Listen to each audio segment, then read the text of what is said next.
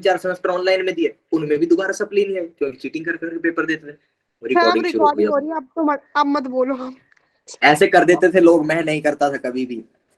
ऐसे लोग करते थे, ऐसा सोचते थे, मैंने कभी ऐसा नहीं किया, मैं हमेशा पढ़ लिख के पेपर देता था। चलो आ जाओ इस चीज के ऊपर, ये भी गया ना रिकॉर्डिंग। हाँ अब मैं सेफ हूँ। हुई हुई हुई हुई, लिख और लेता हूँ, रिकॉर्डिंग की पहली 1 मिनट कटवा दूंगा। Cut 1 minute in B38 recording for 1912, ये लिख लिया मैं सेफ हूँ कंप्लीट। चलो भाई, हमने लास्ट टाइम कहाँ तक बात कर दी थी? हमने बात करी होगी, देखो टॉपिक्स दिखा देता हूँ, अगर ना पढ़ाया हो ऐसा तो बता देना, वरना चुपचाप नई चीज के बारे में सुनेंगे।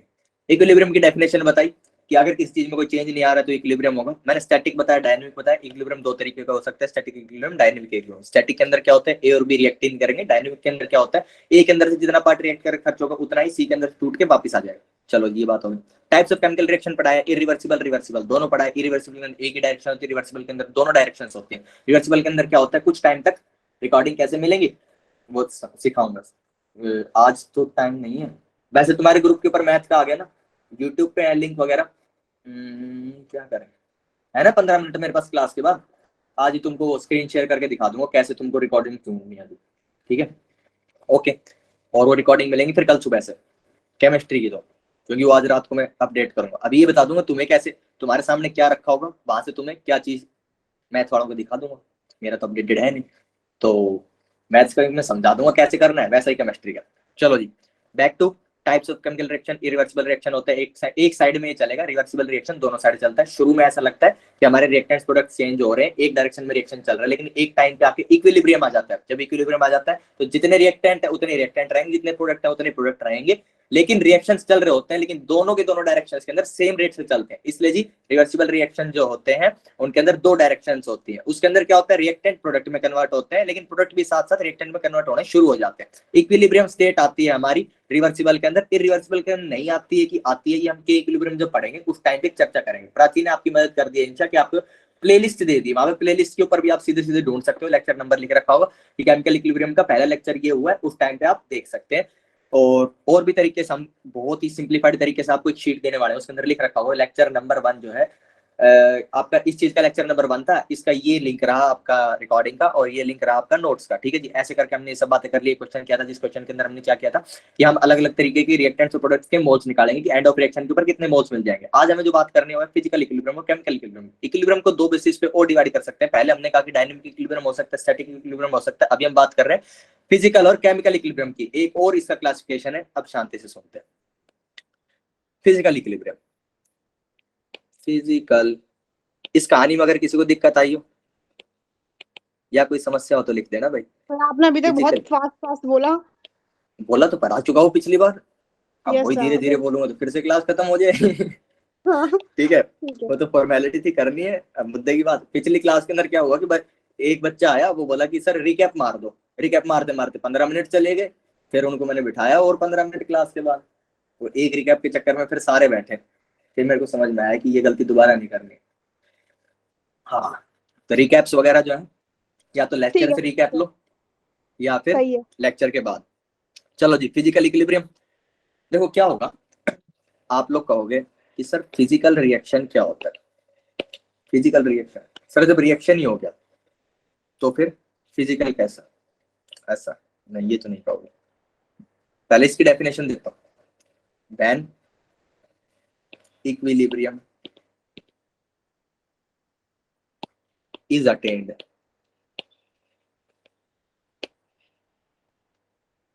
ड्यूरिंग अ फिजिकल रिएक्शन,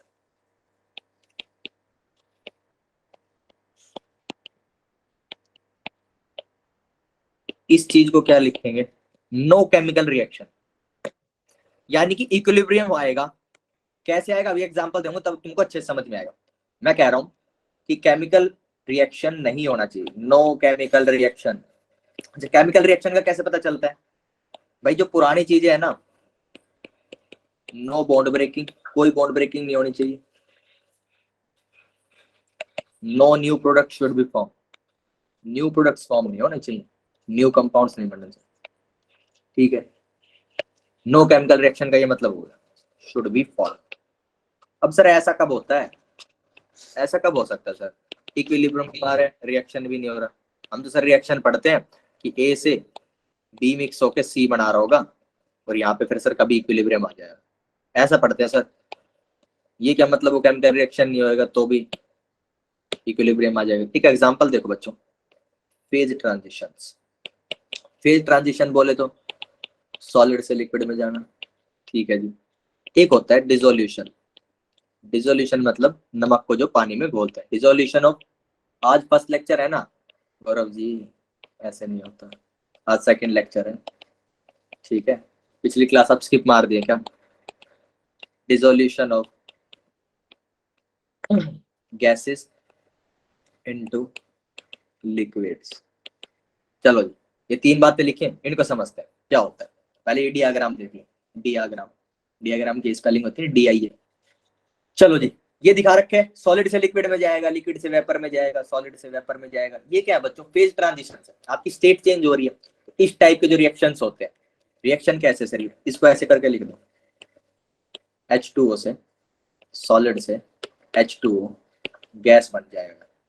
तो ये क्या हो गया मेरा, रिएक्शन की फॉर्म में लिख दिया आपने इसको, ठीक है। रिएक्शन हो गया, एक मिनट वीडियो चली गई ना मेरी, ठीक है। तो ये क्या है, आपका फेज ट्रांजिशन हुआ है, सॉलिड से आप गए गैस में, लेकिन आपने इसको कह दिया कि रिएक्शन है। जब ये रिएक्शन इक्विलिब्रियम पे आ जाएगा, सर इसमें क्या इक्विलिब्रियम आएगा मैं बताता हूँ।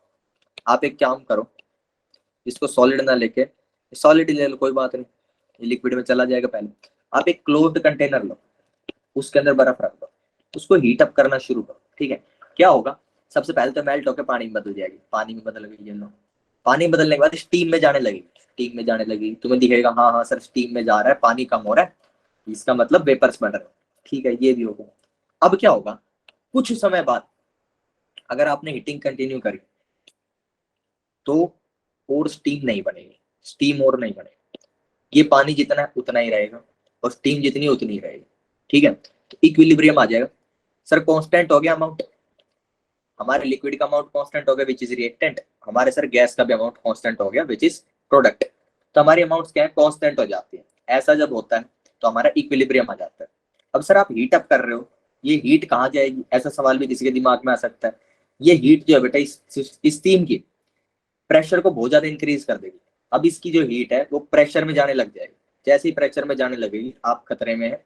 अगर आप वहीं पे खड़े होकर देख रहे हैं तो ये कंटेनर कभी भी फट सकता है, ठीक है। जब तक इसका स्टेट कन्वर्जन हो रहा है तब तक ठीक है, स्टेट कन्वर्जन में हीट जा रही है वो खतरनाक नहीं, लेकिन अगर प्रेशर में जा रही है तो किसी भी अमाउंट तक तो प्रेशर को झेलेगा, ठीक है। जो भी इसकी ये जिस भी मटेरियल का बना है उस मटेरियल की क्या होती है, स्ट्रेंथ ऑफ मटेरियल एक सब्जेक्ट होता है, ठीक है। स्ट्रेंथ ऑफ मटेरियल तुम्हारा नहीं होता, मतलब हायर स्टडीज में जाओगे तब होगा, तो बताता है कि लोहा इतनी देर तक इतने प्रेशर को झेल जाएगा, प्लास्टिक इतनी देर तक झेल जाएगा। हर मटेरियल की अपनी अपनी रेजिस्टेंस होती है प्रेशर के लिए, जब तक झेलेगा झेलेगा उसके बाद ये बर्स्ट हो जाएगा, ठीक है जी।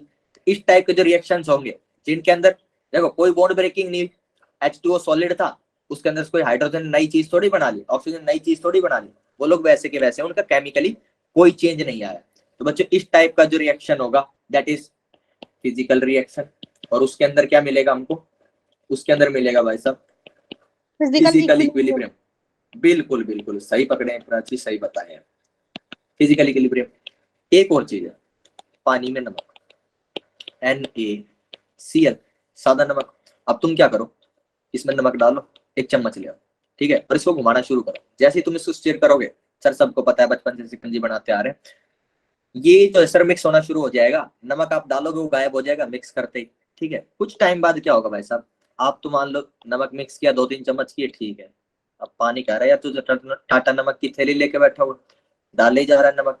कुछ देर बाद क्या होगा, तुम नमक डालते जाओ, कितना स्टीयर करते जाओ, वो नमक मिक्स नहीं होने वाला, वो यहीं की यहीं आपको पाइल्ड अप दिखेगा। आप जितना नमक डालोगे ऐसा कैसा रहेगा, यानी कि NaCl सॉलिड में था जब आपने डाला, उसके बाद क्या हुआ, ये अंदर जाके टूट जाएगा, जब डिसोल्यूशन होएगा इसका एक्वस बन जाएगा।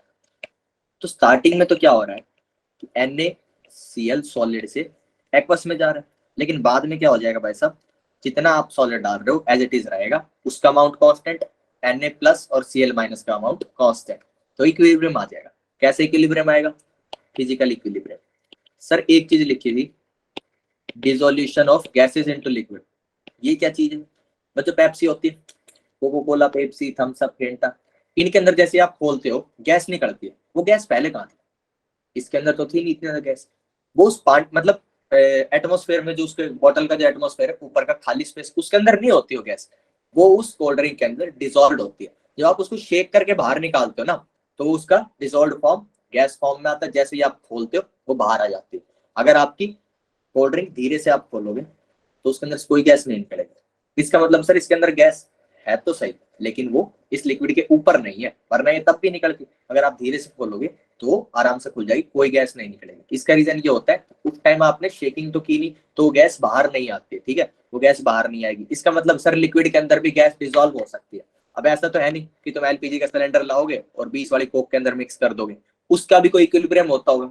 जितनी भी अमाउंट आपकी गैस की उस लिक्विड के अंदर मिक्स हो सकती है, वॉट एवर उसका इक्विलिब्रियम जहां भी आता है वहां तक तो मिक्स होगी, उसके बाद गैस उसके अंदर मिक्स नहीं होगी। आप उसके अंदर गैस डालने की कोशिश करोगे वो बाहर जाती जाएगी, एज इट इज टक्कर मार के बाहर चली जाएगी, उसके अंदर मिक्स नहीं होगी। ठीक है जी। तो फिजिकल सर इक्विलिब्रियम कोको में किसी कोला को, में गैस है ना, मिक्स्ड कोको गैस कोला, होती है ना कोको हाँ कोला में गैस मिक्स्ड होती है ना। कार्बन डाइऑक्साइड होती है कि शायद पता नहीं, कार्बोनेटेड ड्रिंक बोलते हैं, पता नहीं कौन सी गैस होती है, ये तो मुझे नहीं पता। कार्बन डाइऑक्साइड तो क्यों ही पिलाएंगे आदमी को, वो तो टॉक्सिक हो तो जाएगा। हम तो हम गैस हाँ, भी पीते हैं, तो हम लिक्विड नहीं गैस का ज्यादा नहीं मिक्सचर होती, पीते हैं। बहुत मतलब 1% भी मुश्किल होती होगी उसके अंदर अच्छा। डिसोल्यूशन, बहुत कम होता। कार्बोनिक एसिड बता रहे हैं कोई? भाई मुझे इतना आइडिया नहीं है पेप्सी बनाने का, ठीक है, खाना पीना बनाने के मामले में मेरा बिल्कुल। क्वेश्चन करो, क्वेश्चन करो, क्वेश्चन बताएंगे सब लोग, आंसर बताएंगे। इसके कई ऑप्शन आंसर हो सकते हैं, जरूरी नहीं कि इसका एक ही आंसर हो, 2-3 आंसर भी आप लोगों को मिल सकते हैं। ये सन्नी मिले मेरे को बिल्कुल परफेक्ट एग्जांपल, जिनने वो गलती कर दी जिसके लिए क्वेश्चन दिया गया है। ये क्वेश्चन मुझे नहीं पता कहाँ से उठाया गया है, किसी और ने शीट बढ़ाई, लेकिन ये पक्का पक्का किसी कंपटीशन के अंदर आए, वो प्रीवियस ईयर का क्वेश्चन है, मैं बताऊंगा। ये सर सनी सी जैसे लोगों क्वेश्चन, का। हाँ, सी वाला, सी ऑप्शन होगा। कौन? बी? सी सी सी। सी तो और भी तो चेक किया करो, बोला ना सारे के सारे ऑप्शन है, सबको चेक करो। Will not represent physical equilibrium. Hmm, तो सर ए तो रिप्रेजेंट, सॉरी, ए भी नहीं सर कर रहा, डी वाला। आराम, ए भी नहीं कर रहा। शांति। डी डी डी, मैंने बोला ना कई ऑप्शन है, पेन कॉपी लो, सारे ऑप्शंस के ऊपर लिखो कि ये कर रहा है रिप्रेजेंट, नहीं कर रहा, नहीं कर रहा तो ये आंसर है, कर रहा है तो ये आंसर नहीं है, सबके लिए लिखो। 3 मिनट दे रहा हूँ तुम्हें इस काम के लिए, है नहीं वैसे 3 मिनट का काम है, कॉपी पे लिख के करोगे तो 10-10 सेकंड लगेंगे एक को करने में। अरुण ने आंसर दिया है डी, ठीक है डी ठीक है, लेकिन और भी आंसर है इसमें, मल्टीपल चॉइस आंसर है इसके। सर बी और डी है। बी और डी है, ठीक है, निर्भय ने 2 बताए। अब और देखो, जैसे बोले थे find the difference in 2 pictures, जितने ढूंढते जाओगे उतने मिलते जाए। बताओ, सब में चेक करके बताओ, आराम से शांति से।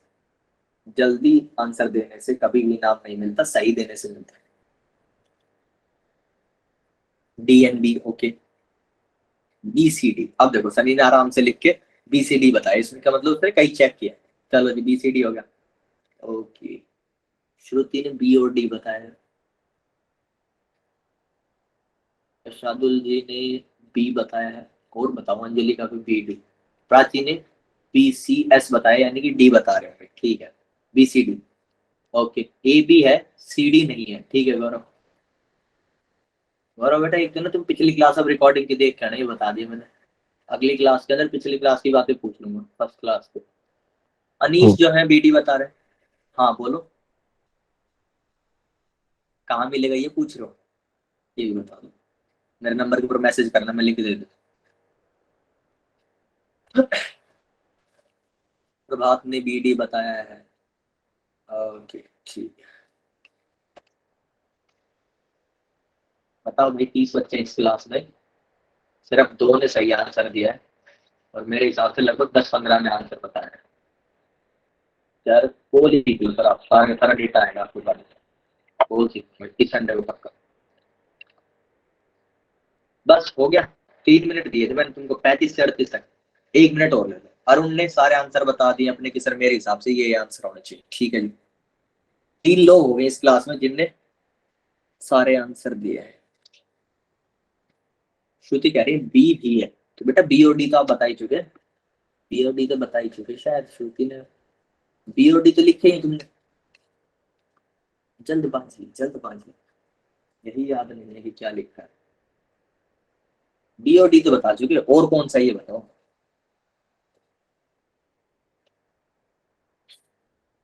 सी भी होगा, ठीक है जी, अंजलि का सर सी भी होगा।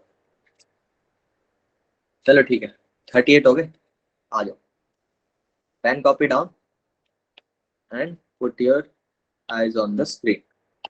चारों के लिए धीरे धीरे शांति से सॉल्व करके लिखो। देखो H2O से H2O लिक्विड बना, कोई बॉन्ड चेंज नहीं है, ठीक है, नो केमिकल रिएक्शन। सर ये फिजिकल इक्विलिब्रियम है टी, तो क्या है हमारे आंसर में होगा? नो, हमारे आंसर के अंदर रेड से मार्क कर रहा हूँ, रेड देख ही नहीं रहा सर, रेड पे येलो से देख लो, येलो और ग्रीन कम से नॉट लिख रखा है। एक्चुअली एग्जामिनर जो है वो चाहता है कि ना सिर्फ वो तुमको मुश्किल क्वेश्चन दे के फंसाए, वो तुम्हारी जल्दबाजी का भी उपयोग करता है। तुम क्या करोगे, जैसे अब सबसे पहले सनी ने किया था ना, सबसे तेज आज तक की तरह उत्तर दिया इनने, चाहे गलत हो, आज फर्स्ट लेक्चर है ना। ओके, सनी ने ये आंसर दिया था, उसने क्या किया, नोट पढ़ा ही नहीं उसने नोट पढ़ा ही नहीं, उसने ना ही इतना वेट किया कि सर कहने वाले की मल्टीपल आंसर है, उसने सीधा ए दिया। उसने अगर बी भी दिया होता, मल्टीपल छोड़ दिया होता कि मल्टीपल नहीं है, लेकिन अगर पूरा क्वेश्चन पढ़ा होता और सही आंसर दिया होता तो वो मार्क्स ले जाता है। यहाँ पे क्या लेके जाएगा, नेगेटिव मार्क्स। एग्जाम ये पक्का प्रीवियस ईयर का क्वेश्चन है, ऐसे हर साल 2-3 क्वेश्चन डाले जाते हैं, एग्जामिनर को सुकून तो होता नहीं है, हो सकता है बच्चा जो है जल्दबाजी में पढ़ेगा, एक छोटा सा नोट छिपा दो इसमें, गलत हो जाएगा। नोट करके क्वेश्चंस बहुत दिए जाते हैं, नोट करके बहुत दिए जाते हैं ताकि गलतियां हो। ठीक है जी, ये समझ में आ गया, ए तो नहीं होगा, A is not the correct answer. ये लो, ये जो टिक दिखाया था हमने ये फर्जी था, इसको क्रॉस कर दिया। चलो उसके बाद क्या है, सेकंड केस के अंदर N2 और हाइड्रोजन मिलकर अमोनिया बना रहे हैं। बिल्कुल बिल्कुल सर, पुरानी चीज बची नहीं, नाइट्रोजन तो बचा नहीं सर प्रोडक्ट साइड में, हाइड्रोजन भी नहीं बना, तो सर नई चीज बन चुकी है ammonia. This is a chemical reaction, not P, not physical equilibrium, chemical आएगा सर यहाँ। ये भी बच्चों केमिकल रिएक्शन, सेम चीज सेम चीज। ये तीनों आंसर हो जाएंगे बी सी और डी। किसी को डाउट इन बातों में तो बता दो, तीनों में रिएक्शन हो रहा है, ध्यान से देख लो। किसी को रिएक्शन ना दिख रहा हो तो बता दो, रिएक्शन कैसे दिखेगा, पुरानी चीजें जो है नहीं बचनी चाहिए प्रोडक्ट साइड, और कोई नई चीज बननी चाहिए, रिएक्शन हो रहा हो, केमिकल रिएक्शन। चले भैया आगे केमिकल की बात करें। अब तुम्हें केमिकल इक्विलिब्रियम तो पहले समझ में आ गया, ये सॉल्यूशन पढ़ लेना, जिसको जरूरत है सॉल्यूशन की वो पढ़ लेना, बाकी मैंने समझा ही दिए, अगर समय हो तो पढ़ लेना, बाकी जरूरत नहीं, और क्वेश्चन कर लेंगे। सही बताया, हाँ प्राची ने तो सही बताया था, प्राची ने बताया था, एक सनी ने बता दिया था, अरुण ने भी सही आंसर बता दिए थे। ठीक है जी, अब क्या है, अपने को केमिकल इक्विलिब्रियम पढ़ना है। अब साइड में डेफिनेशन लिख रखी है, ये बिना बात के इतनी लिख रखी है, driving force the factor taking, ये है, इतनी कोई जरूरत नहीं। केमिकल इक्विलिब्रियम क्या होता है, इक्विलिब्रियम अटेन्ड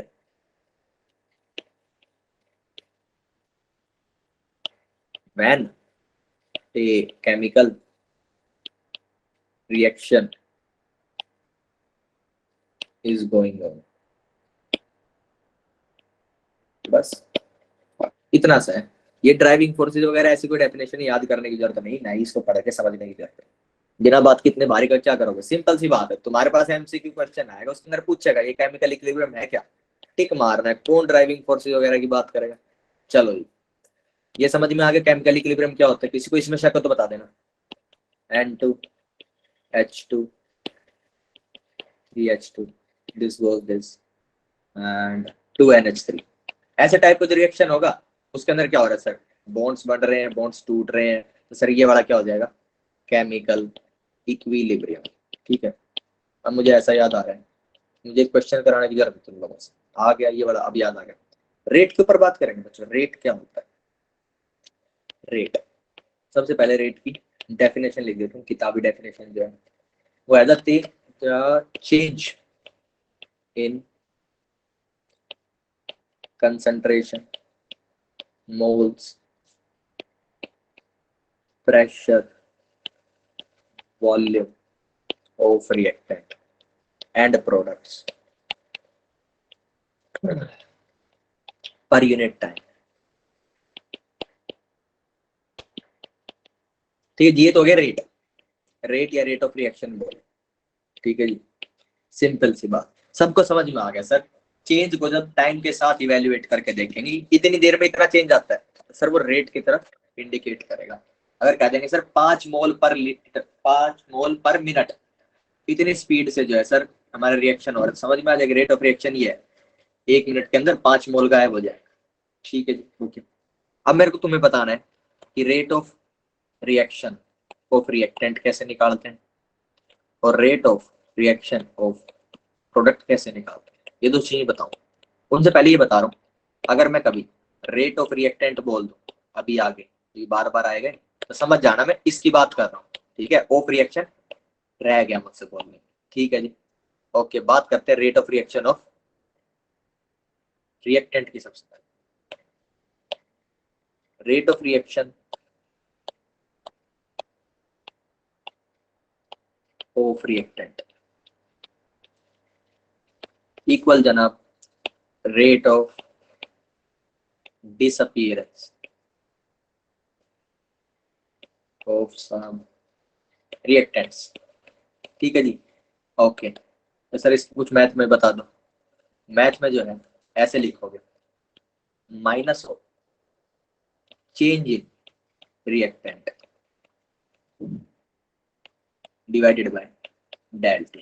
अगर मैं एक रिएक्शन लिख दूं यहाँ पे ए से बी, ठीक है, तो उसके अंदर rate of reaction of reactant क्या आएगा, minus del A divided by del t.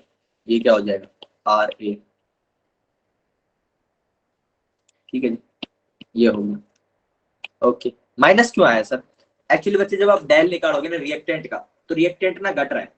Del का क्या मतलब होता है, आर Change in फाइनल की वैल्यू, चेंज इन, बिल्कुल। और अगर माइनस में लिखेंगे तो क्या आएगा, फाइनल माइनस इनिशियल। डेल्टा का मतलब चेंज इन होता है, और उसको निकालते कैसे, आर फाइनल नहीं, फाइनल माइनस इनिशियल। जहां भी आप डेल्टा निकालो तो आप फाइनल माइनस इनिशियल कर रहे हो।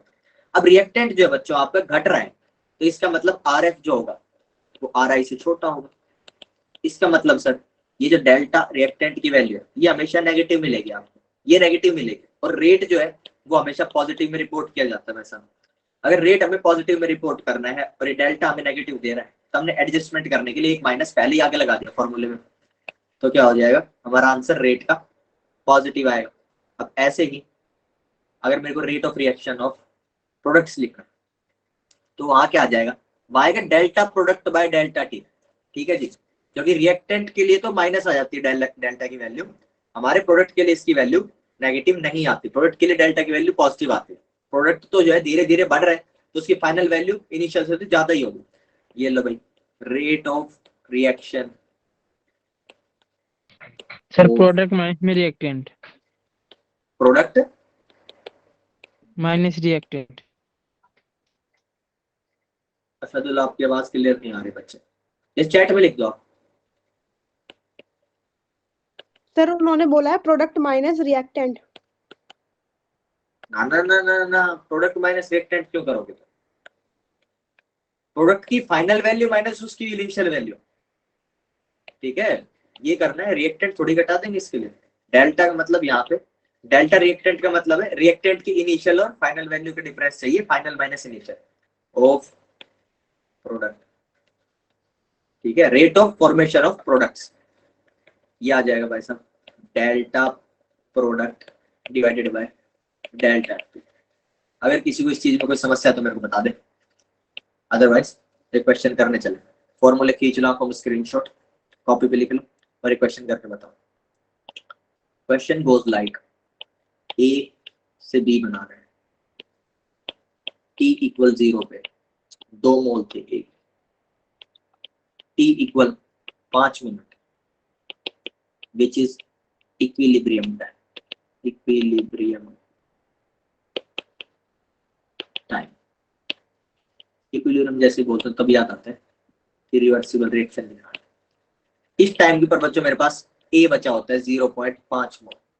मुझे रेट बताओ, रेट ऑफ रिएक्शन, नहीं रिएक्शन का नहीं आएगा अभी, पहले रिएक्टेंट का आएगा।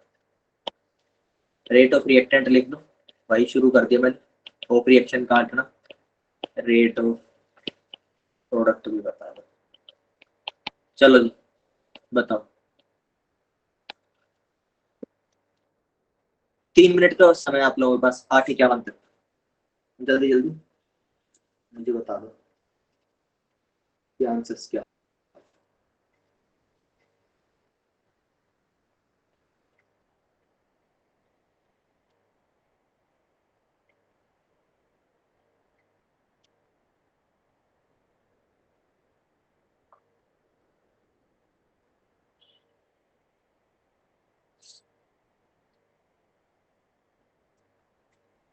तीन, 2.3, 0.2, वेरी गुड, 0.3, 0.2।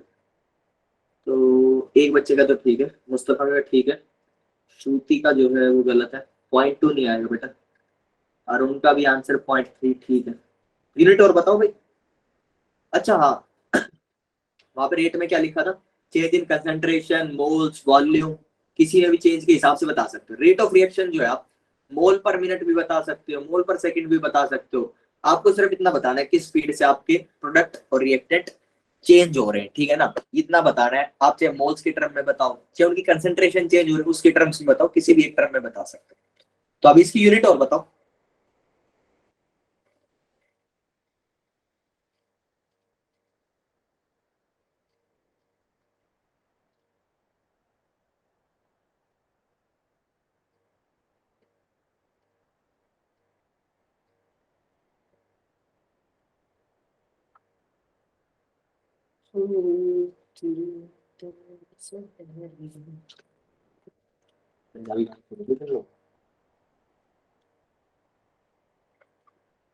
मोल पर लीटर, सन्नी जी कंसंट्रेशन की बता रहे थे यूनिट, मोल पर लीटर तो मोलार होता है। जल्दबाजी मत किया करो तुम कभी भी। अंजलि ने, मुस्तफा ने, अरुण ने, इनने सही बताया। सन्नी को 2 बार पकड़ लिया जल्दबाजी के लिए। तुम बिल्कुल मेरे जैसे आदमी, उत्तर देना है सबसे तेज, चाली गलत हो।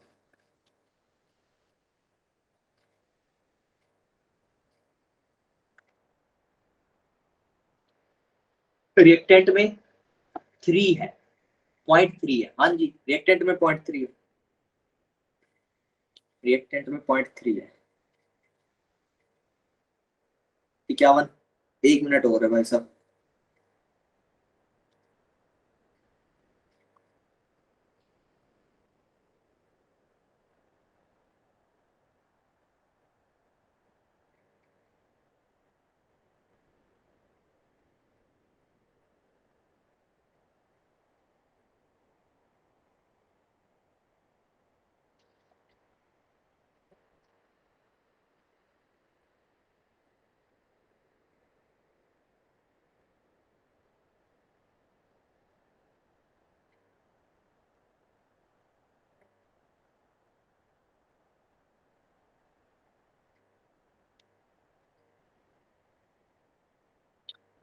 चलो भाई, 51 हो गए।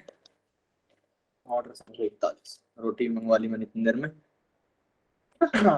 सोल्यूशन देखो भाई इसका, सोल्यूशन में क्या चाहिए अपने को, रेट चाहिए, rate of reactant equal minus del reactant by del t. Del R की वैल्यू बोलो, डेल आर होएगा sir R final minus R initial. Sir finally R बचा हुआ है 0.5, इनिशियली से सर 2, इसकी वैल्यू आ गई -1.5, माइनस हो -1.5 डिवाइडेड बाय टोटल टाइम कितना था 5 मिनट, 3 मोल पर मिनट। ठीक है सर, खेला खत्म। उसके बाद क्या है,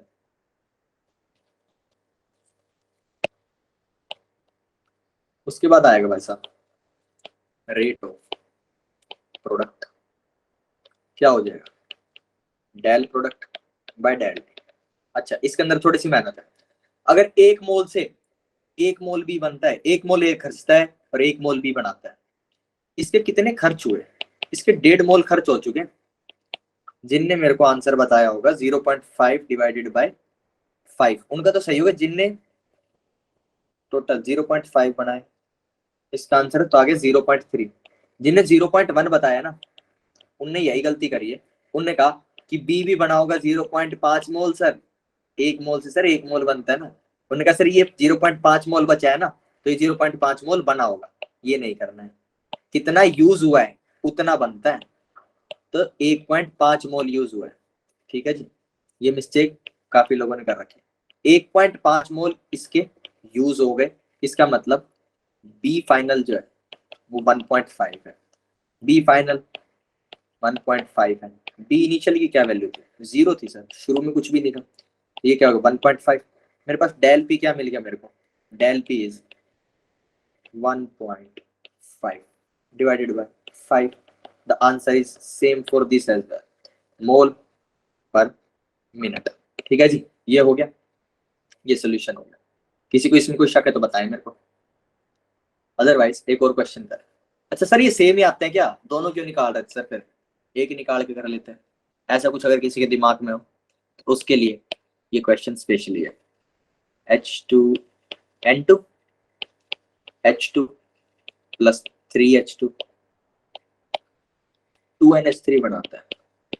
ठीक है भाई साहब, इसकी जो वैल्यू है N2 के केस के अंदर शुरू में ले रहा हूँ 10 मोल, इसके ले रहा हूँ भाई साहब 30 मोल। शुरू में तो 0 ही होगा, T equal 0, T equal 5 minute. Equilibrium है 5 मिनट का। उस टाइम पे इसके बच गए हैं 5 मोल, इसके जो है 15 मोल बच गए। इसके पता लगा लेना, इसके नहीं देना। मेरा क्वेश्चन क्या है अब की बार? मैं तुमसे R O reactant, R O product ये नहीं पूछ रहा, मैं कहता हूँ रेट ऑफ रिएक्शन बताओ। ठीक है, पढ़ाया नहीं है, कैसे निकालोगे? अपने अपने दिमाग लगाओ, लग जाओ।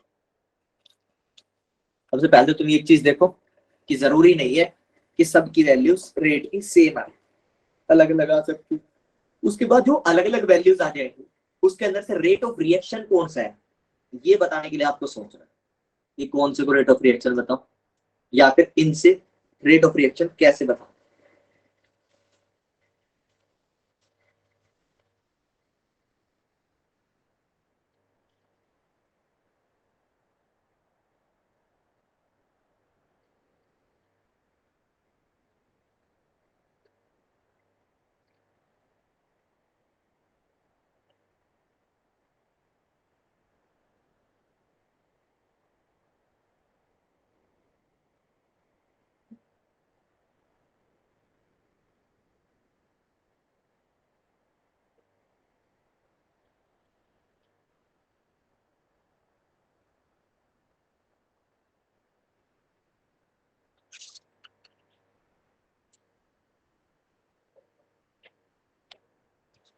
श्रुति ने आंसर दिया, वेरी गुड। श्रुति नाम है ना बेटा आपका।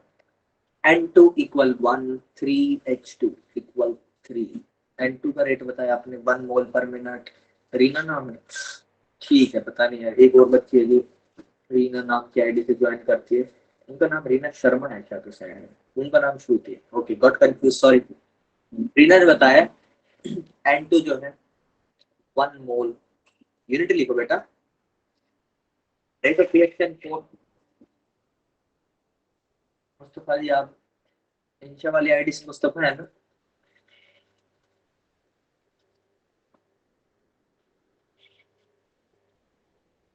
अच्छा ठीक है, रेट ऑफ रिएक्शन क्या हो गया?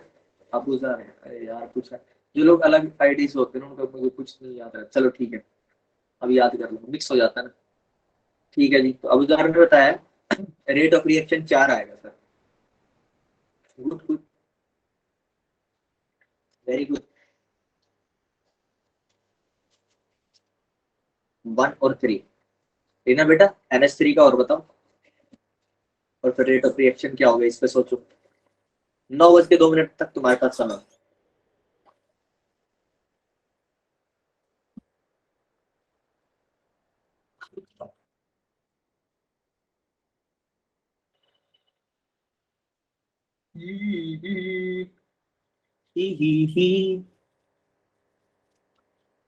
इतना सन्नाटा क्यों भाई, कोई तो आंसर दो। ऐसा मैंने तुमसे क्या ही मुश्किल सवाल पूछ लिया। रीना कह रही है 4 आएगा H2 का, NH3 का। ओके, लेट्स सी 1 3 एंड 2, कुछ ऐसे आंसर्स है। Final answer rate of reaction is 1 मोल पर मिनट। NH3 का 4 मोल पर मिनट नहीं है, 4 नहीं है, कहीं गलती कर रहा है। मुझे अच्छे से याद है, आज ही दोपहर में बनाया है मैंने सवाल, और 2 बार मैं इसको कर चुका। 4 कैसे आ रहा है यार तुम्हारा आंसर? 5 मोल N2 के खर्च हुए तो 10 मोल NH3 बनेगा, 10 मोल NH3 बना तो 10/5, 2, 8 भी नहीं होगा। क्या मिस्टेक्स कर रहे हो तुम एवरेज तो नहीं निकाल के बता रहे मेरे को रेट ऑफ रिएक्शन के लिए कि एवरेज निकाल दो इन सबका? एवरेज वगैरह नहीं होगी, वो आइडिया ठीक नहीं, कुछ और होगा rate of reaction. Rate of reaction जो है इन्हीं तीनों वैल्यूज से मिलेगा, इनमें से किसी एक से भी मिल सकता है, तीनों में से किसी से भी आप रेट ऑफ रिएक्शन निकाल सकते हो। तीनों का पहले रेट ऑफ रिएक्टेंट जो 2 है उनके 2 रेट ऑफ रिएक्टेंट होंगे, और एक क्या आएगा अपने पास, रेट ऑफ प्रोडक्ट होगा।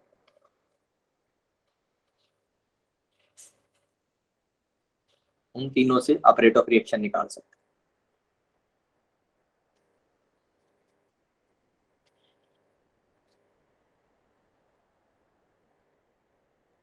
5 + 5 डिवाइडेड बाय 5, 5 और 3 8। यार ये कैलकुलेशन में से नहीं है भाई, नहीं है। 9 2 तक का समय तुम्हारे पास, आराम से सोच। भाई 2 4 बच्चे बता रहे मेरे को। प्राची कहाँ गई? पहले तो बहुत तेज उत्तर बता रही थी वो। प्राची भगी गई है क्लास से।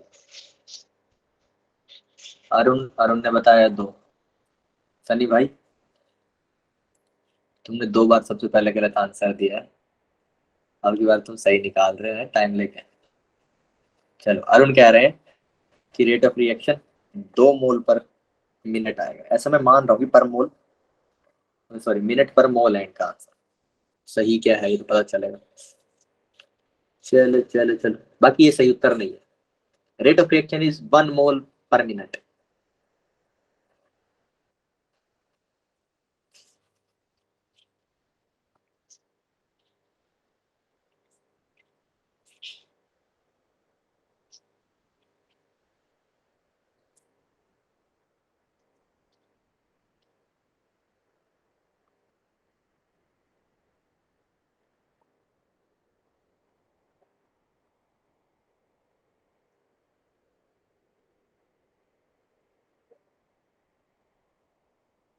जिंदगी एक सफर है सुहाना,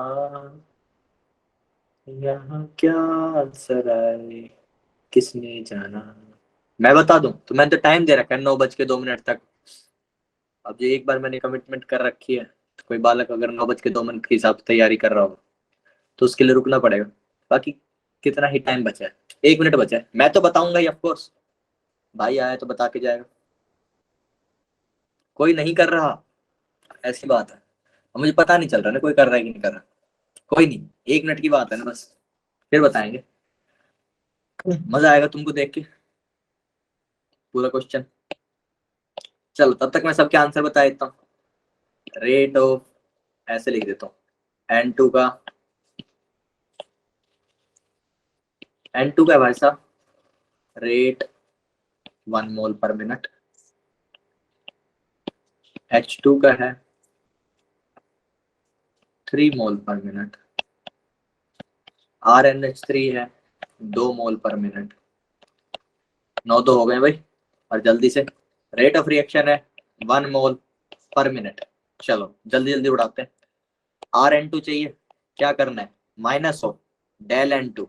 डेल N2 कितना था, डेल N2 सर शुरू में 10 थे, अब 5 है, तो 5 - 10 -5, इसके बाहर एक माइनस, बटे में 5, कितना आ गया 1 मोल पर मिनट। किसी को ना समझ आया ना तो बताना। RH2 equal minus del H2। H2 कितना था शुरू में 30 था सर, अब कितना बच गया 15। तो सर हम डेल निकालेंगे तो H final minus H initial. ठीक है जी सर, इसकी वैल्यू शुरू में कितनी थी 30, फाइनल कितनी होगी सर 15, इसकी वैल्यू आ जाएगी सर -15, उसके बाद एक माइनस, उसके अंदर डिवाइड किसका 5 का। आंसर कितना आ गया सर 3 मोल पर मिनट। ठीक है भाई, ये भी हो गया। नीचे वाली शीट पे चलते हैं, बात करेंगे RN2H2 अमोनिया की। ये लो, अमोनिया का रेट निकालेंगे, del ammonia by del t. Del ammonia कितना है भाई साहब, इस पे अच्छा मेहनत करेंगे थोड़ी सी। भाई N2 अगर 1 मोल खर्च होता है तो अमोनिया के 2 बनते हैं। N2 के कितने खर्च हुए 10 थे सर, 5 बचे, 5 मोल सर N2 के खर्च हुए। सर अगर इसके 5 खर्च होंगे तो उसके 10 बनेंगे। 2NH3 जो है, NH3 वाला आपका 5 मिनट के ऊपर 10 मोल बन चुका होगा, यानी सर इसकी जो फाइनल वैल्यू है वो है 10 मोल। ठीक है जी, इनिशियल क्या है इसकी वैल्यू 0, स्टार्टिंग में 0 था, डेल की वैल्यू क्या आ गई 0 पर 5, आंसर हो गया 2 मोल पर मिनट। यहां तक किसी को दिक्कत हो तो बताना। अब कहते हैं रेट ऑफ रिएक्शन क्या है। रेट ऑफ रिएक्शन होता है बच्चों RN2 by coefficient of N2 equal RH2 upon coefficient of H2 equal RNH3 divided by coefficient of NH3. I'll call you back in some time. बच्चों RN2 कितना है मेरा 1, उसका कोफिशिएंट कितना 1, RH2 कितना है 3, उसका कोफिशिएंट कितना 3, RNH3 है 2, उसका कोफिशिएंट 2, आंसर 1 मोल पर मिनट। बोलो भाई, कोई शक कोई शंका,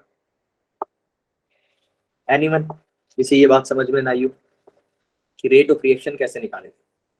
सिर्फ एक ही किसी भी एक का रिएक्शन का, सॉरी किसी भी एक रिएक्टेंट का या प्रोडक्ट का किसी एक का निकाल के उसके कोफिशिएंट का डिवाइड करो, आपको रेट ऑफ रिएक्शन मिल जाए। किसी से भी कर सकते हो, सबसे सेम आंसर आता है, क्योंकि रेट ऑफ रिएक्शन एक सेम वैल्यू होती है, वो रिएक्टेंट्स की तरह अलग अलग रेट से नहीं चलता है। बोलो भाई, कोई डाउट है किसी को? ओके, सब सन्नाटे में बैठे होगी, सबको सब कुछ आ गया। चलो ये बात हो गई, अब किसकी बात करें? अब करेंगे बेटा फॉरवर्ड और बैकवर्ड रिएक्शन की बात। फॉरवर्ड और बैकवर्ड क्या होता है, चलिए ठीक है। अरुण ने कहा नो डाउट, देव ने भी कहा तो मान लेते नो डाउट।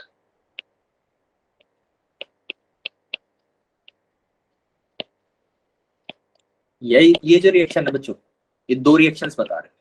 एक रिएक्शन क्या है A + B से C, दूसरी क्या है C से A + B।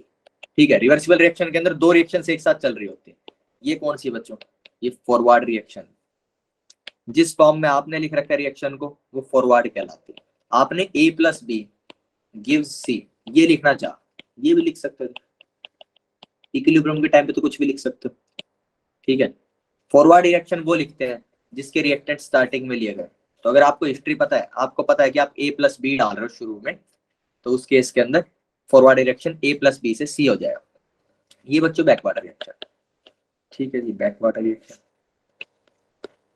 फॉरवर्ड रिएक्शन का रेट RF, वो कैसे कैलकुलेट होगा, RF equal RA divided by coefficient of A equal RB bye coefficient of B equal क्या आ जाएगा RC upon coefficient of C। ठीक है जी, अगर आपको R बैकवर्ड चाहिए ना, R बैकवर्ड के केस के अंदर आप क्या लिखेंगे, आप कहेंगे RC divided by coefficient of A। उसके अंदर रिएक्टेंट कौन हो जाता है C हो जाएगा। ठीक है, उसके अंदर रिएक्टेंट कौन कहलाएगा C। अच्छा, रिएक्टेंट कहलाने के बाद एक और बात बता दूं, आपका जो रेट होता है ना that is directly proportional directly तो साइन ही लगा दिया, that is proportional to amount of reactant, to amount of reactant. ये एक बात हो गई। अब मुझे बताओ कि फॉरवर्ड रिएक्शन का रेट किस पे डिपेंड करेगा? सर फॉरवर्ड रिएक्शन का रेट डिपेंड करेगा ए एंड बी के अमाउंट पे, क्योंकि सर इसके लिए रिएक्टेंट ही है। बैकवर्ड रिएक्शन के लिए जो रेट है आर एफ, वो किस पे डिपेंड करेगा? Sir that will be directly proportional to C. C अगर सर ज्यादा बन गया होगा इक्विलिब्रियम के ऊपर, तो सर सी के ऊपर आर एफ ज्यादा आएगा। मतलब जो भी सिचुएशन होगी, इक्विलिब्रियम पे बात नहीं कर रहे, इक्विलिब्रियम की इसके अंदर आर एफ और आर बी, सॉरी ये आर बी है, दोनों दोनों इक्वल हो जाता है। किसी को शक आ रहा है इन बातों में कि दो तरीके की रिएक्शन चल रही है, उनको अलग अलग लिख सकते हो, उन दोनों के लिए रिएक्टेंट और प्रोडक्ट अलग अलग है। बैकवर्ड रिएक्शन के लिए सी जो है हमारा रिएक्टेंट है, फॉरवर्ड रिएक्शन के लिए ए प्लस बी हमारे रिएक्टेंट्स है। एक बार फिर से, चल फिर से दोहराते हैं, आराम से शांति से बिठाएंगे बात, कोई दिक्कत नहीं। मैं कह रहा हूं ये जो रिएक्शन ए प्लस बी लिख रखी है ना, इसको आप दो रिएक्शन में लिख सकते हो, क्योंकि यहाँ पे सच में दो रिएक्शन चल रहे हैं। ए प्लस बी से सी बन रहा है और सी से ए और बी भी बन रहे हैं टूट के, तो ये दोनों के दोनों, ठीक है जी, ये दो रिएक्शन है मेरे पास। एक में ए प्लस बी से सी बन जाता है, एक में सी से बच्चों ए प्लस बी बन जाता है। ये वाली जो है इसे फॉरवर्ड रिएक्शन बोलेंगे, फॉरवर्ड रिएक्शन। इसका जो रेट है उसे आर एफ लिखते हैं, ठीक है जी। ये वाली जो रिएक्शन है this is backward reaction, backward reaction, इसका जो रेट है वो आर बी कहलाता है, ठीक है, इसका रेट आर बी कहलाएगा। ओके जी, ये सब बातें हो गई। और मुझे क्या लिखना है? Rate of reaction directly proportional होता है अमाउंट ऑफ रिएक्टेंट के, ठीक है। अच्छा आर एफ कैलकुलेट करनी है, उसके लिए सेम वही बात है, आप क्या करो, आर ए निकालो, उसमें उसके कोफिशिएंट का डिवाइड कर दो। आर बी जो है वो एज प्रोडक्ट होगा, वो भी आर ए से ही आप कैलकुलेट कर सकते हो बाय कोफिशिएंट, ठीक है, वो ठीक है, वो आपको जब कैलकुलेट करोगे निकल जाएगा। रेट का वही तरीका है, फॉरवर्ड के लिए जो रिएक्टेंट है जो प्रोडक्ट है उनसे ऐसे करके निकल जाएगा। रेट ऑफ रिएक्शन जो है बच्चों अमाउंट ऑफ रिएक्टेंट के डायरेक्टली प्रोपोर्शनल होता है। इसका मतलब आर फॉरवर्ड जो है वो डायरेक्टली प्रोपोर्शनल होगा। बोलने वाली बच्ची चली गई इसलिए सन्नाटा है, अच्छा ठीक है। Rate of reaction is directly proportional to amount of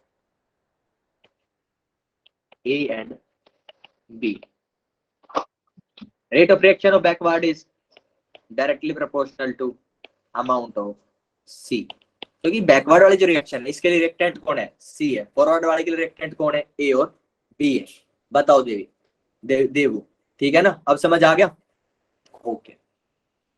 बोलने वाली बच्ची चली गई, बोलने वाला बच्चा तो यहीं पे मैं बैठा, लेकिन मेरे को पता नहीं क्यों सिर दर्द सा लग रहा है, तो मेरा जोश नहीं आ पा रहा है, जोश में कमी लग रही है, वरना शोर तो मैं ही मचा दूं क्लास में। ये बात है क्लियर? Full to. तो अब देखो मैंने दो चीजें डिफाइन की, बैकवर्ड और फॉरवर्ड, दो तरीके की रिएक्शन। अब मैंने क्या करना है भाई साहब? मैं कहता हूं एट इक्विलिब्रियम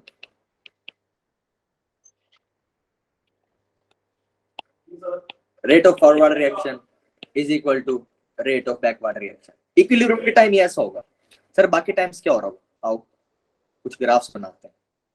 कहाँ पहुंच गया मैं? शीट तो मैंने बहुत आगे तक की यूज कर लिया। चल हाँ जब खाना आ जाए। एक कर्व बनाते हैं बच्चों। इस कर्व के अंदर क्या करेंगे? ये रहा भाई साहब टाइम। मैं रेट का और टाइम का कर्व बनाना चाहता हूँ। मैं अलग अलग कर्व बनाऊंगा, आर फॉरवर्ड का, आर बैकवर्ड का। बच्चों बताओ आर बैकवर्ड शुरू में क्या होगा? सर आर बैकवर्ड जो है directly proportional to amount of A plus B से सी रिएक्शन के लिए लिख रहा हूं। अमाउंट ऑफ सी के सर डायरेक्टली प्रोपोर्शनल होगा, क्योंकि बैकवर्ड रिएक्शन का रिएक्टेंट कौन है? सी है सर। अब सर स्टार्टिंग में जब टी इक्वल 0 है तब तो सर कोई प्रोडक्ट बना ही नहीं, आपने अभी ए और बी डाले हैं बीकर में, अभी सी बनना शुरू होगा। सर स्टार्टिंग के अंदर जो आर बी है वो 0 है। सर थोड़ी देर बाद क्या होगा? ए और बी रिएक्ट करके कुछ सी बना दें, सर जैसे ये सी बनाएंगे इसका मतलब rate backward are be directly proportional to C, इसकी सर कुछ वैल्यू आएगी, 0 से तो कुछ ज्यादा आएगी, ऐसे ये बन गया एक कर्व। सर थोड़ी देर बाद और सी बन जाएगा तो सर रेट और बढ़ जाएगी, क्योंकि रेट डायरेक्टली प्रोपोर्शनल है, ऐसे करके कर्व आ रहा होगा सर, ऐसे कुछ बढ़ रहा होगा सर। ठीक है भाई, मान ली बढ़ रहा होगा। अब मैं कहता हूँ रेट फॉरवर्ड, ये किसके डायरेक्टली प्रोपोर्शनल, ए और बी के। सर जब शुरू हुआ तो ये दोनों तो थे, तो शुरू में कुछ रेट आई होगी, बिल्कुल आई होगी। अब थोड़ी देर बाद क्या हुआ, ए और बी ने रिएक्ट करके कुछ सी बना दिया, यानी सर ए और बी थोड़े कम हो गए। जैसे सर ये थोड़े कम हुए, आर एफ की वैल्यू घट जाएगी, क्योंकि वो तो इनके डायरेक्टली प्रोपोर्शनल है। सर आर एफ जो है कुछ ऐसा यहाँ पे आ जाएगा। उसके बाद क्या होगा बच्चों, ये थोड़ा सा और कम हो जाएगा ए और बी, तो ये रेट को क्या होगा और कम कर देगा। ठीक है, ये करवाएगा ऐसा कुछ, यानी कि सर फॉरवर्ड रिएक्शन का रेट घट रहा है और बैकवर्ड का बढ़ रहा है। भाई साहब थोड़ी देर बाद क्या होगा, घटते कैसा बनाए कर्व बेकार था। ये लो, इसकी एग्जैक्टनेस पे मत जाना, मतलब कितना डिप ऊपर से आया और कितना डिप नीचे से आया, तो डिप से वो बाद में बात करेंगे। बच्चों क्या होगा, आपके पास दो वैल्यूज है, एक वैल्यू ऊपर है आर ए, एक वैल्यू 0 नीचे, जो नीचे वाली है वो बढ़ती जा रही है, ऊपर वाली घटती जा रही है। एक टाइम पे ये लोग आके मीट करेंगे, जैसे ये लोग मीट किए सर, जैसे ये लोग मीट किए इसका मतलब है R forward equal R backward हो गया, ये सर इक्विलिब्रियम आ गया। अब सर क्योंकि दोनों की रेट तो बराबर है, सर जितने रिएक्टेंट बनेंगे उसी स्पीड से आपके प्रोडक्ट बन रहे हैं। ठीक है, रिएक्टेंट सर आपके बैकवर्ड रिएक्शन से बन रहे हैं, जिस स्पीड से बढ़ते हैं रिएक्टेंट ए प्लस बी जिस स्पीड से बनेंगे सर उसी स्पीड से सी बनने लग गया। सर अब ना इनकी जो अमाउंट है वो तो चेंज होएगी नहीं, क्योंकि जिस स्पीड से ए बन रहा है उसी से खत्म भी हो रहा है, तो सर इनकी अमाउंट चेंज नहीं होंगी, अमाउंट चेंज नहीं होंगी तो रेट्स भी कभी चेंज नहीं होगा। रेट इक्वल होने के बाद सर कभी भी रेट नहीं बदलेगा, इक्विलिब्रियम आ गया सर, ऐसी की ऐसी इनकी अमाउंट्स रह जाएंगे। बोलो भाई, किसी को कोई शक इस कर्म में? No, sir. क्लास यहीं तक है, चलिए।